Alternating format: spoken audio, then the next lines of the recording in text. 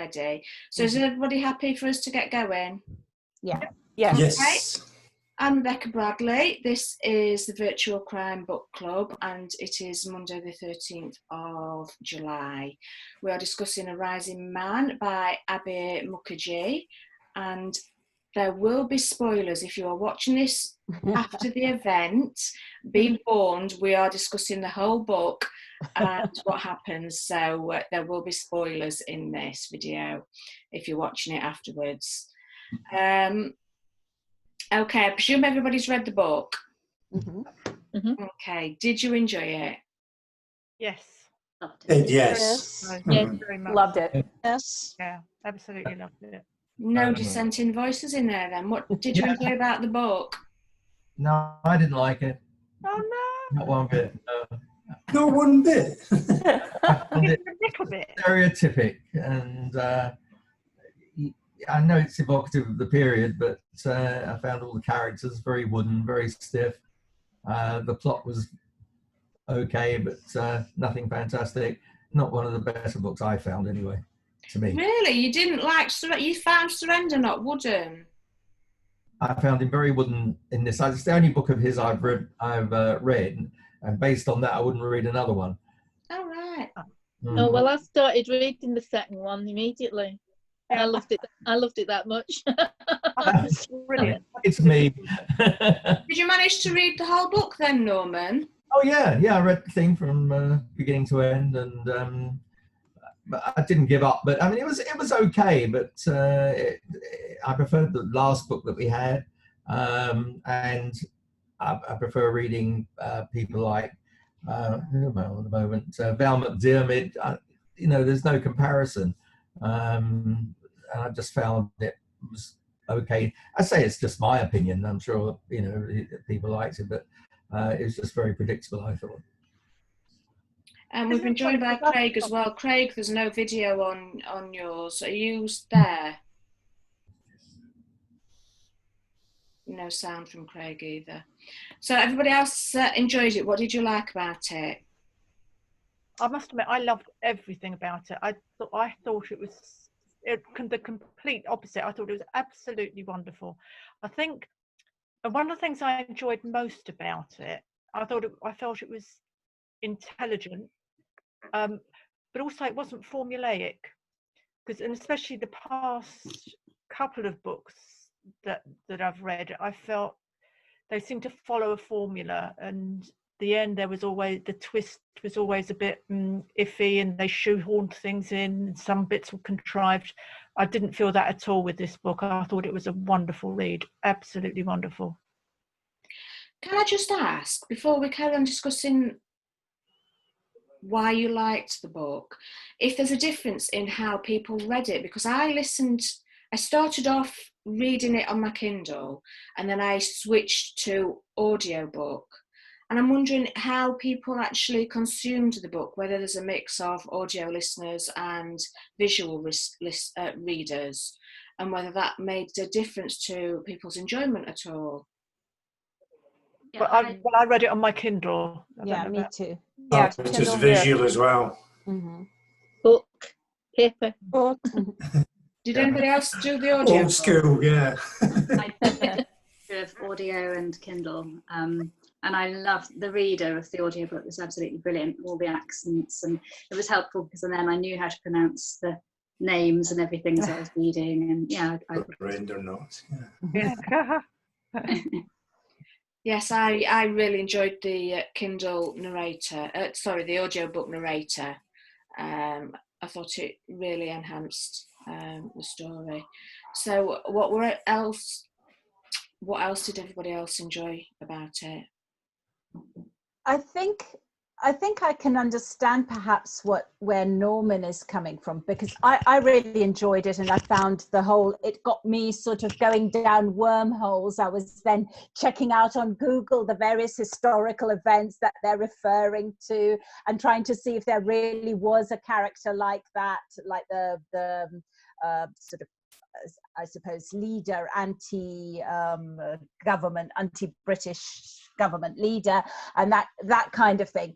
And but there is a lot of setup, isn't it? Because it's the first in a series. Yeah. So there is that element, which I think you always get with the first book in a series, where you're starting to find out more about the characters and how they fall into place. So there's a lot more explanation, perhaps, than there might be in the next book. I'm certainly curious, and I will want to read more from this series, but I think perhaps, you know, just like any first book, it has a lot more material crammed into it than might otherwise be the case. I agree with that, because there was so much. There was World War I, there was the history of India, the current political situation, a lot of terminology, the differences between the armed forces and the police. And he did a good job, I think, that he waited until midway through the book before he started throwing in local colloquial terms. Yeah. But I agree with you. There was a lot packed into it, but he did it in a very logical way, and where you took in a lot of information without it being Like an encyclopedia. exactly where you Yeah. you felt you were in history class. Exactly. Yeah. And I thought it was very cleverly written, very cleverly written. Oh, Margot, are you trying to say something? I think we might not hear you. No, we can't hear you. No, we can't hear you.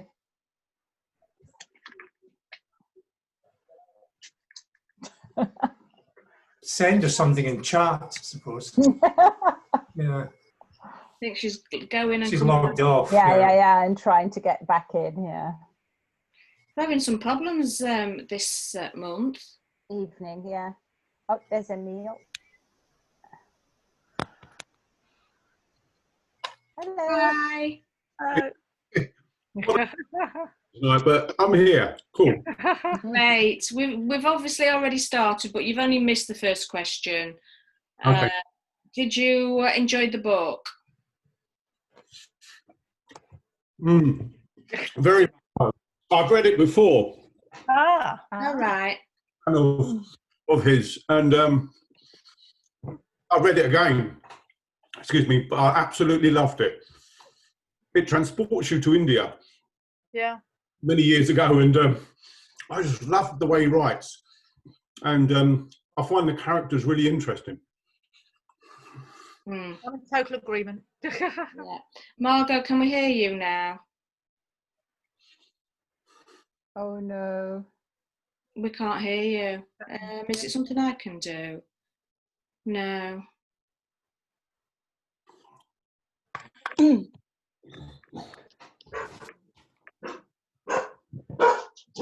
Oh, Somebody's dog. Yeah. Margot, if that's your dog, we can hear your dog. She does have dogs, doesn't she? I don't think it's Margot's dogs. No. Okay. The setting's been mentioned. How did the setting affect the book for you? And the time period? I thought the setting was the main thing. I mean, I thought the mystery was interesting, but for me, the setting was the absolute star. I mean, I loved it. I really did feel like, you said, I felt transported there. Transported there and to the period and everything. It was very clever. And what was interesting was that you had kind of both. So you had an outsider, somebody new to India coming in and seeing it, and seeing the sort of the expats, or the you know, colonialists who had been there for ages and had kind of felt that it was their place and so on. So he was more of an outsider. So you had a fresh pair of eyes seeing both the Indian side and the colonial side. So that, I thought that was very cleverly done. Sorry to interrupt. Can I be heard now? Can you guys Yes. hear me? Yes. Yay! Thank you for your patience. No, I totally agree with what you just said. And one of the things I like about the way Mukherjee portrays this society. Can't hear. Oh, it's a bit We've late. lost you again, Margot. Very weak, Margot. Okay. Can you turn up the volume, maybe? I'm going to try that. Yeah. Oh, Can yeah. you hear me now? Because it's kind of on and off. Yeah. I'll tell you what, I don't want to be rude and interrupt the meeting anymore. If I can get back in later, I will. Oh, that's a shame. Oh, that's a shame. Technology is great while it's working. And that's the case. No. Oh, Margot. It's a shame when you've read the book and then you can't, the meeting doesn't work for you. What about the relationship between Sam and Surrenderknot? What did you feel about that? Bit of a bromance, isn't it? You can tell this was like the first book in a planned series, because you know it was going to go book 2, book 3, There are a book couple 4, of books, yeah. and you know you probably see 5. I think Fabergé Surrenderknot becoming more and more prominent and probably more assertive. That's how I'm kind of viewing it. You know, a couple of books later, Independence, things gathering strength, and you know he's becoming more assertive, I would think. So yeah, this first one's kind of setting the scene. You know, very clever, kind of very rich, kind of Indian national who wants the best for his country, and you know he wants, you know, independence, but in a ordered, civilized fashion. And, you know, he sees himself as a role playing that now and in the future. It was very Sorry. Oh, Marina. No, I was just thinking that it's interesting that both of them are somewhat outsiders, so somewhat removed from the mainstream or the majority of the society there. And then the third character is also the Anglo-Indian, the I can't remember her name now, the girl, Annie Grant. Annie. Yeah. So who's also an outsider. She feels kind of that she doesn't fit in either world fully. So it's interesting that these three I can see. I don't know. I suspect that they will be the trio moving forward as well, who kind of do the detecting. Don't you think it's a bit of a fraud by an author if they're going to do a series to write in a way which in fact is filled up and hoping you to get sequels and fill out on the future editions if you're going to read them? Surely the best way of doing it is to read a complete story, get into the characters of that story, then in the second book you can elaborate from there without in any way detracting from the fact if you have or haven't read the first book.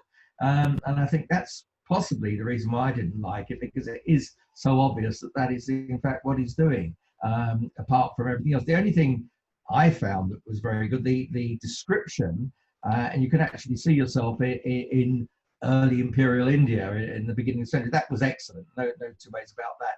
It was just these stereotype characters, and if he's doing a series, you've got to have a lot of interest in the character itself. Many other authors write sequels to their existing novels, but they don't try to pile everything, I don't find it, in the first novel. They set the base, they don't try and over elaborate on particular characters, and then as they go through the series, they'll find one of the characters elaborate on that on the next edition. I find that far more interesting. I think when someone's trying to do that, it's very much like a salesman trying to lay down his wares, when in fact it should come naturally if one enjoys the book in the first place without too much information laying it down for future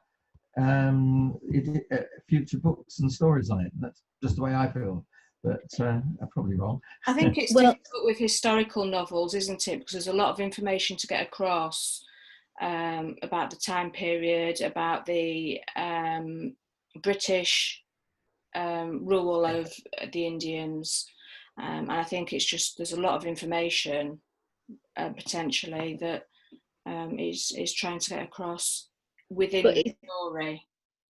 What we it's also got a big subject matter, and I'm halfway through the second novel. The second novel's not in Calcutta, so he's moved it like in many. I'm not telling you where it is, but it's in another area of India, of course. So he's taking the crime series trope, I suppose, and using his man to move you around, like many other crime series do.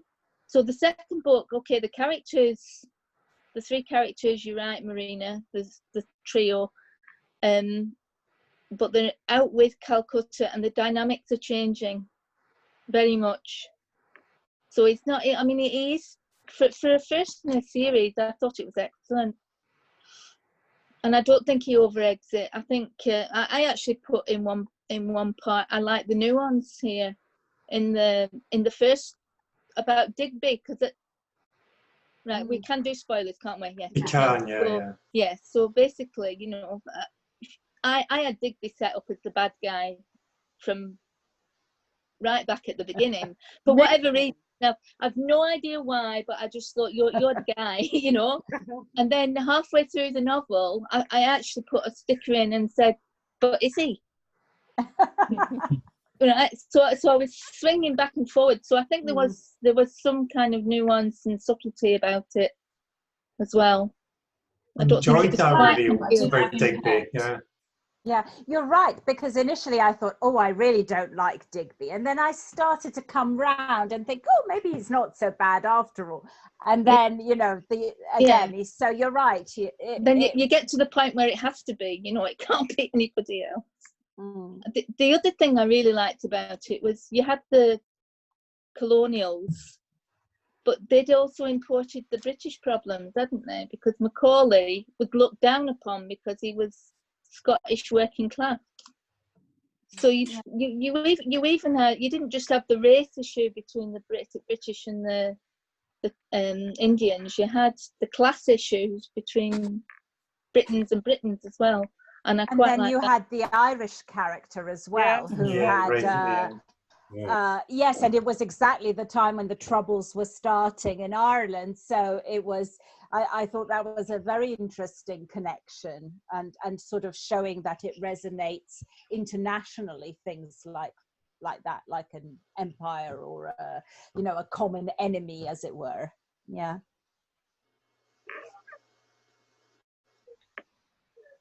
I must admit, one of the other things that I really enjoyed about it was the humour in it.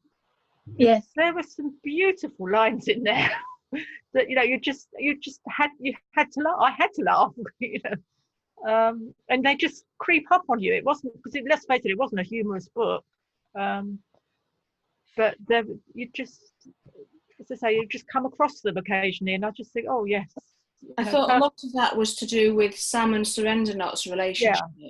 Yeah, and the references between Scotland and hell, I thought, very humorous. A couple of times they came up. Yeah. Well, I live in Scotland, and I agree. You look at the weather.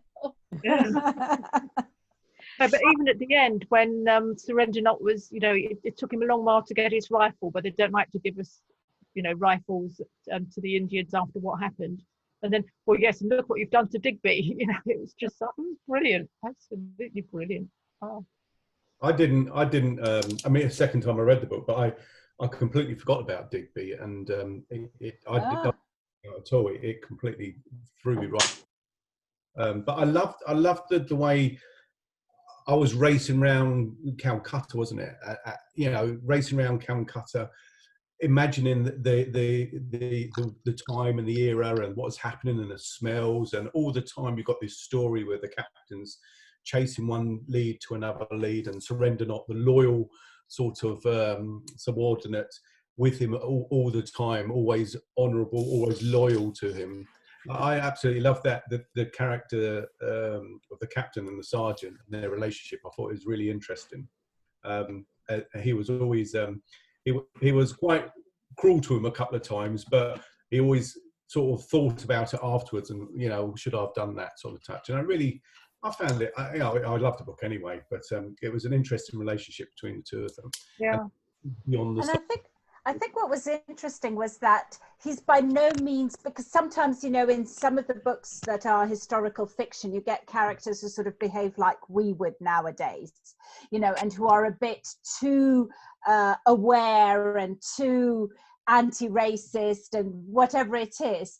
And I think the author does a great job of showing he is part of his society, you know, and not of his era, you know, he is of his time. He feels uncomfortable with certain things, but he's not, you know, totally avant-garde, you know. And the fact that he actually does call him Surrender Not, which, you know, a lot of people would find quite offensive, you know, to be honest, I think just shows, you know, he's not quite there yet, and that's quite realistic, I think, for that period. How do you think, saying that, how do you think Sam deals with the British rule of the Indians in their own country? Because he does have moments of contemplation about it. I think he's just quite cynical, isn't it? You know, he's like, first love died in World War One. You know, he's sick of war and conflict. You know, he goes there quite cynical and stays quite cynical. Yeah. I agree. Yeah, I think he struggled with the control and the rule of law and the way it was. I can't think of that law they passed, a Rowlett law or something. Yeah. You know, where basically, you know, they can charge them and imprison them and seems like execute them and without much evidence. You know, it makes you think about that past and that era though as well. You know. I mean, I didn't do any history of that era when I was at school, so it's all quite new and quite informative to myself. Yes, you know, again, being a good story, I quite like reading books where you think you're learning something. Yeah. And I have no knowledge of that era. You know, British Empire, 1920s, late. You know how it was run.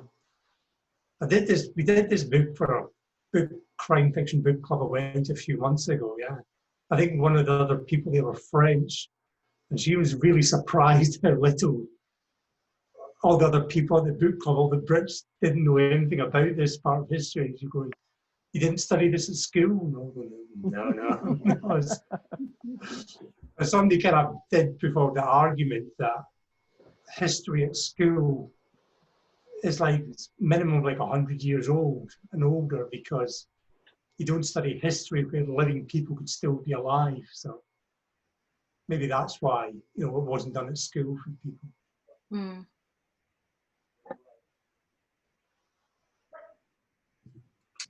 Hi, Janet. Hi. Sorry to be so late. No, it's fine. It's good to see you. Margot, can we hear you this time? Let's see. Can you hear me? Oh, yes. Yay. I'm so glad you guys are incredibly patient. I've been listening to what you folks have been saying about Sam's character, and I think one thing, and I apologize if you were discussing it while I was away, is that his World War I background has put him into an interesting position to see what's happening in his society. I very much agree that he's a product of his times, and I think that was done quite well. But I think his cynicism and his looking at both sides and maybe being a little aware of what was going on, he saw the worst that humans can do to each other during the war. And I think that does affect him. Yeah. I agree. Well, the fact that he was such a flawed character as well, really, wasn't he? I mean, an opium addict as a detective. I mean, yeah, but I'm glad you said that, because I was going to ask that. Okay, one of the things that I wondered as I was reading the book was, we have this popularity now of characters who are not just flawed, as we all are flawed, but damaged, and that damage affects what they do, and it's quite a trend. And I'm wondering if anyone thinks, I didn't think so, but there's other opinions, if Sam was maybe, I don't want to say too damaged, but I hope you understand what I mean, if that was put in there.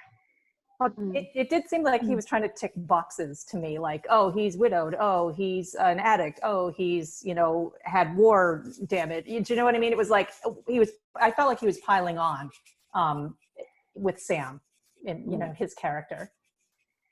I have to say, it reminded me of the Babylon Berlin series, Yeah. which has exactly the same.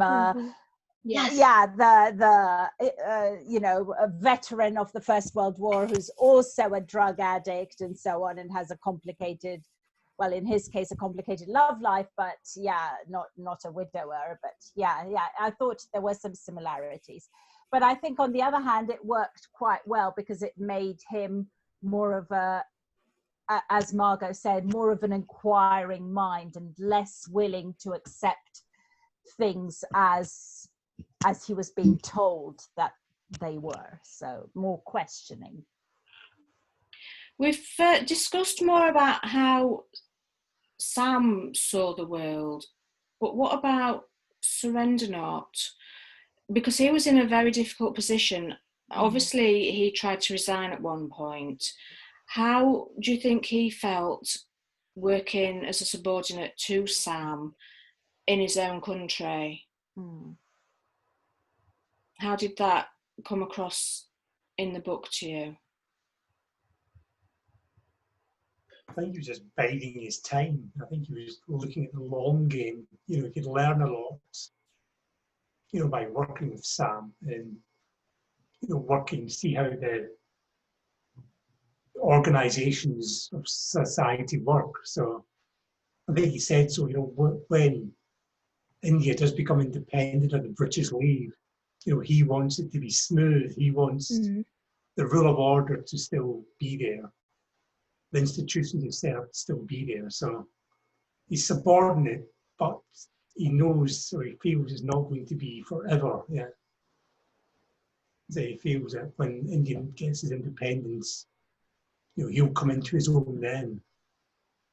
He's like an apprentice. He sees himself as an apprentice, I think. Yeah. I would have liked to learn a lot more about him, actually. I don't think I learned enough about Sergeant Banerjee, Surrendernaut, enough in this first novel. I think it was more of the captain's character and some other characters surrounding, even Annie Grant, the way she is sort of mixed race and they're sort of looked down upon there. I would have loved to have learned a bit more about him.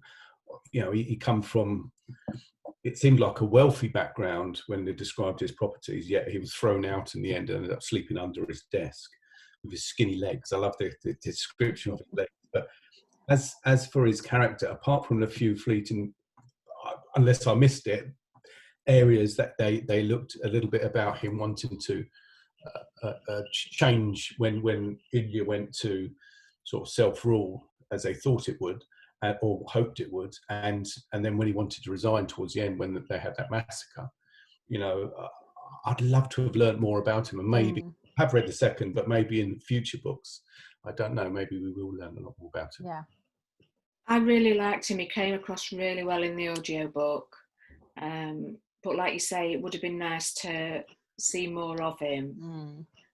But he came across really well in the audiobook, and I really liked him as a character. I liked the character too, and I couldn't help thinking that he would have been an entirely different sort of sergeant if he had been under the command of a different kind of white person. Sam was open to learning from him, and I'm not saying he's perfect at all. I think we all agree on that. But he saw that his sergeant was knowledgeable, understood the local people and the local culture, and was a little more open about trusting him than another person would have been. And at that time, it would have been a man. And I think he would have been an entirely different character. I don't know if he would have been sullen or even worked harder. I don't know. But I think that impacts him a lot. I must admit, I wondered that. But then I thought, well, I wonder if it's because Sam went to Cambridge. And had he not gone to Cambridge, whether if he may not have trusted him so much. So that, there was something on both sides, I think. Yeah. I think the most sympathetic character, in my opinion, was Annie, because there you have an Anglo-Indian, and the thing that struck me in my memory is when they go to the restaurant and she's refused entry, and the English CID chap is next to her, and although he's insistent, in the end she says, no, let's go away and everything. He just leaves it at that. And I think her experience, that came over very well. And I think that is very true when you think of the, you know, if you know the history of the Raj and everything else, because India was, in itself, was full of castes. It's a caste system. They look down on everyone else or look up to anyone else. And there was never an attempt to try and break it down, even to this day. We still have the same system carrying on. And yet she was born there, albeit to English parents, but I felt very upset with the way she was being treated. And I found her a very interesting character, although she was on really the periphery of the book. She was a great character, actually. Yeah. And like somebody mentioned earlier, Marina, they were the three characters of the book, and I think they were good characters. They all had their positives, and she was a good one. But they all had so that's why I didn't think they were stereotypical. I mean, they kind of represented, each one represented a certain type, if you like. So the Englishman who goes out to India, the Anglo-Indian, the Indian, well-educated Indian, and so on. So they are a type, but they're also their own complex character with hidden depths. And I think that in the next few books, we would probably see more of those. And I wanted to see more of those. But I mean, there was already so much there in this book that it was probably impossible to give each of them equal depth. So I think in this book, we focused on Sam, but probably in the next few ones, we might see more of the others.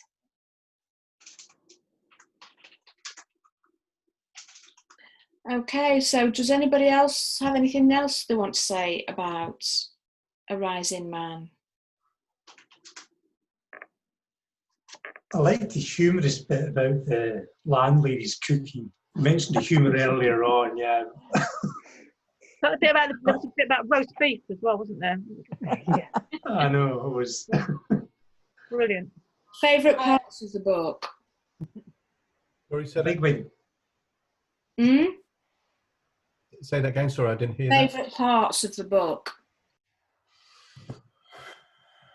I liked it when Digby kind of revealed his true self near the end of the book. I had him down as a blundering white man and, you know, very blinkered. You know, as I say, not bothered and hates them all. Well, not hates them all, but a low opinion of everybody else outside his own group. But, you know, then you see near the end where he kind of turned on Sam. I didn't see that coming. No, did I? No. That was a big surprise. I also like the scenes in the book where, especially Sam, but sometimes other characters get confronted with their assumptions, like the restaurant scene, where it never occurred to him that they would not both be welcomed in. Not really. And a couple of scenes between him and his sergeant where, you know, I think it's very interesting when even strong characters get confronted with their perceptions like that. I think it also keeps the reader involved. Oh, hey, yeah. And I liked the way that was handled. He didn't even realise while it was happening, why it was happening, did he? Yeah. No, that's what I liked about it. Because you could say, oh my God, yeah, of course. How stupid of me not to realize that just along with him. I like the characterization of the terrorist and his transformation as the pacifist. I thought that was a very interesting part of the book. And I actually said, first I thought, oh no, this is a lot of rubbish, but actually the way he developed it, you could support an argument for it. I thought that was, although it wasn't germane to the main part of the book, I did find that very interesting, very well about that. So I enjoyed. Yeah. And speaking of other tangential points, you know, I mean, I wouldn't say it was necessarily my favorite part, but I really enjoyed the description of the architecture and how every building had to be big and pompous and show off the grandeur of the British Empire and so on. And then of course I had to Google and look at the actual buildings, and oh my God, they were massive. And so I thought that was a very interesting aspect which I'd never considered, you know, what was the psychology behind building and creating Calcutta from the ground up, you know, so making it a new city really, so that there would be nothing else of the Indian sort of history. It would be entirely British. So yeah, that was really intriguing. I enjoyed doing that too, and I looked up the Danish town and the Danish history in India, and I thought he did a good job of helping people who had never been to India, of giving them a flavor of what it was like to live there, and some of the references that England had been in India for so long and had a very small population there in comparison to the native population, and yet they controlled so much. It's really well done. 150,000 British to 300 million Indians. And they conquer par excellence, isn't it? Shocking figures that they managed to control India with those figures. And that was true of a lot of the British Empire. I mean, South Africa, very, very similar situation, had a small number of English there, managing a complete, enormous Zulu and other population. The same thing when it came to the Far East. Hong Kong, the opium wars, all of them were controlled by a few, and they were able to control the many. That was one of the recognizable features, in fact, of the British Empire. Of course, now it's all coming down to us in this present day, but that was the way that they operated. It was the modus operandi of the whole empire, really. It's amazing that they could do that. Yeah. Oh yes, it was also very clever. I mean, as far as they were concerned, they'll take what they want for the country. They were introducing a system of justice, hierarchy, education to a degree, and they thought that the people they were invading, in fact, were savages, and this was the only way they were going to advance in time. They completely disregarded the indigenous culture of every country, in fact, that they went to, and just imposing Britain all the time. And I agree with Marina, the buildings and everything are very, very reminiscent of that, because that's exactly what it was, is to say, look at us, you're nothing, we're the ruling party. If you want to get on, you do it by our rules. And that's the way they operated throughout the whole of the empire, I think. Norman, can I ask, because you sound a bit of an expert on that era, are you? No, I read a lot. I mean, when I was at university, I did a lot of law, and I covered a lot of Indian law as one of my subjects. I covered it from there, so I learned a lot about that in that respect. Like, I'm just wondering, because I know nothing about, or very little about, what happened during that era, and I'm just wondering whether that affected, my enjoyment of the book, whereas you, coming from a perspective where you know a great deal about what did happen and the people out there, maybe that's why you didn't enjoy it so much. That's probably true, because as I say, to me, I was reading stereotypes. I mean, it was interesting, but it didn't inspire me to do any more. I've read far more better research books and in a mystery basis, set even in India. I mean, if you read some of Agatha Christie's earlier novels, where she bases herself in India, or characters in India, I think she comes out with a better description as well, and far more interesting. But as I say, that's just me. I concede it's a good book, and obviously everyone else enjoyed it, so it's my failings, not the authors. I accept that. We can't all like all books, can we? No, that's true. True. And it would be very boring if we all agreed about everything. That's right. I'm thinking next time we'll do police procedurals. Brilliant. Yeah. So everybody has my email address. I'm going to put them on the blog tomorrow morning. So if you think of one you want to nominate tonight, then drop me an email, either an author you want to nominate or a specific book. Drop me an email. Are you happy to do, if it's a series, to go in late in the series, or do you want to start with the first book in the series? Well, having said what I said about first books in the series, that sometimes there's a lot of setup, you can imagine that I'd be perfectly happy to go a bit deeper in. So I don't mind. Yes. But I know a lot of people do. They want to know the beginning. So I leave it. And then a lot of authors find their voices as the series goes on, and the later books are better. Yeah. But also, they often say that the later books you can do almost as a standalone, or until you get a bit of the backstory anyway through them, don't you? I think that's 3 votes for the later books then. Yeah, the later book. In the book club I've been to, we did a couple of first books. We did Montebalno and the Donna Leone. And it was kind of agreed by people that read nearly the whole series that in these 2 cases, the first books were a bit lacking. Yeah. They got better as they went on. Yeah. I'm trying to remember, there was a Scottish author that once said that a crime author doesn't hit his stride until the 3rd novel. Yeah. I don't know if I agree, but he definitely said that. And he maintained his 3rd book was his best book at the time he said it. But if I could remember his name. I've heard that too. I can't remember where, but I've actually looked at some series, and yes, I would say that the first 2 are sort of good. They're kind of doable and readable and so on. But then on the 3rd one, it sort of goes off to another level. They take it up a notch. Very often. Everybody's happy to read the most recent in a series. We don't need to go back to the beginning. Yeah. Yeah, that's fine. Fine, yeah. It's good. I'll go with the flow. Yes. Right, that's great. I'm one of those who about everything, so I'd always vote for the first, but I'll go with the flow. Yeah, I like to read series in order, Craig, as well, but I'll go with everybody else.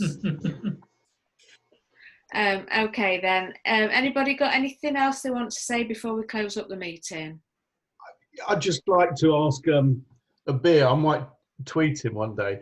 What's his issue with Croydon and Guildford, as they're 2 towns I've lived close to as well.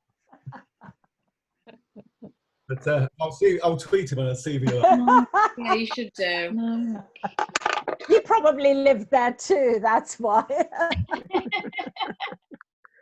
He did live in Scotland, and so that's why he's quite humorous with the Scottish element, I think. I must tweet. You need to have a humour to live here, believe me. Thanks everyone for coming tonight. Anyway, it's been another good one. I've enjoyed it. Thank you, Rebecca. Thank you. Thank you. Bye, everybody. Is everybody Have a happy good for 3 week. weeks turnaround again? Yep. Yeah, thank you. Brilliant. I'll put books on the blog tomorrow for choosing and send an email out to let you know. Thank you. Thanks. Great, Thanks. sounds good. Thank you. Right, Thank you, bye. everybody. Goodbye. Bye.